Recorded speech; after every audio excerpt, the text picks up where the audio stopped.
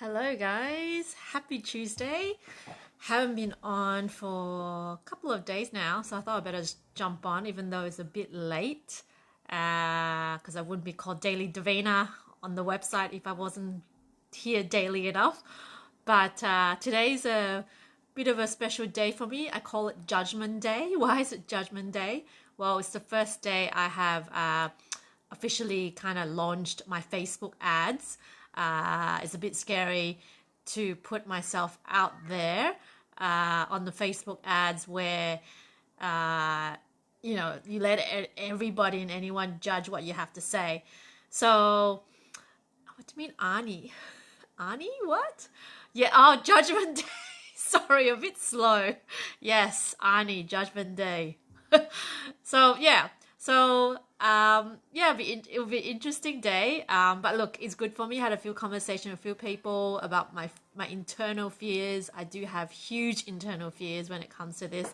But it's just gonna help me build character. But what I really want to talk about today is totally something different, and this came about because actually, it was a conversation we had on Facebook, Luke, where you had a real estate agent on, and the question I asked them is, should I go lowball with the offers? And I thought I'd just talk about this, given I'm sure a lot of people out there right now are actually looking for bargains, and what is the right way to negotiate? And of course, end of the day, in order to get a good outcome, we really should be getting a win-win for both sides in order to get a deal through. But at the moment, what is really win-win? Do you have to understand what the other side really wants? Like, they want to sell a house for the best possible price, but at the same time, I guess if there's a bargains to be had, you want to go for it.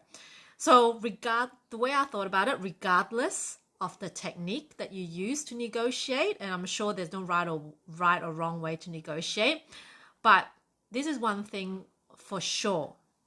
I reckon we shouldn't be revealing our hand too early. I'm not sure what you think about that, Luke. Luke, being a buyer's agent, you negotiate on behalf of buyers all the time. Do you reveal your hand on behalf of your buyers? So what I mean by that is, especially in a time like this where people are desperate to sell, and people will automatically take advantage of it because they know you are a desperate seller, what they call, in a nice way, motivated seller, motivated buyer, right? And it got me thinking back when I actually had to sell a place which was rezoned, and the reason we had to sell is because we were swapping over to another investment property, and we have already bought another place. So we bought first, and then we decide to sell. But the problem with that is, if we don't sell, we wouldn't be able to fund the other deal. And so, of course, we were very, very careful not to tell the agent that we needed to sell regardless. We told them that we won't sell if you don't get us a good price. We're not in a hurry. But secretly, we were in a bloody hurry because we needed to sell that in order to get our serviceability. And of course, that worked well for us, and the agent got out of his way, worked his magic, and seriously, he did. He had to find a way. He called up his hot list to get us a buyer, and he got a really good price for it. And I don't think any other agents out there could have done any better. In fact, we interviewed quite a lot of agents, and a lot of people actually came short of the price that he actually sold it for.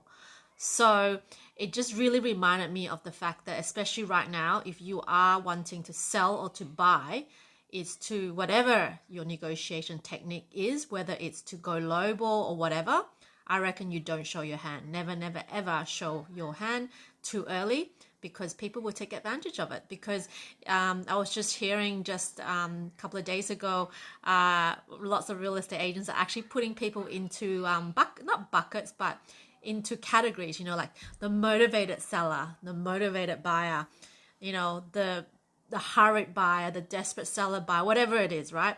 So if they know you're desperate and they know you're motivated, they would push you to sell or to buy. But if you don't reveal your hand, they really have nothing against you, and you would be holding the power when it comes to negotiation. So be very interesting to see what Mr. Luke Moroney as a buyer's agent would do. He's saying it's more about careful negotiation. Don't need to offer on every property unless this is your strategy. I just say it's too much. And hi Raymond, hi Brett, and hi Vivian.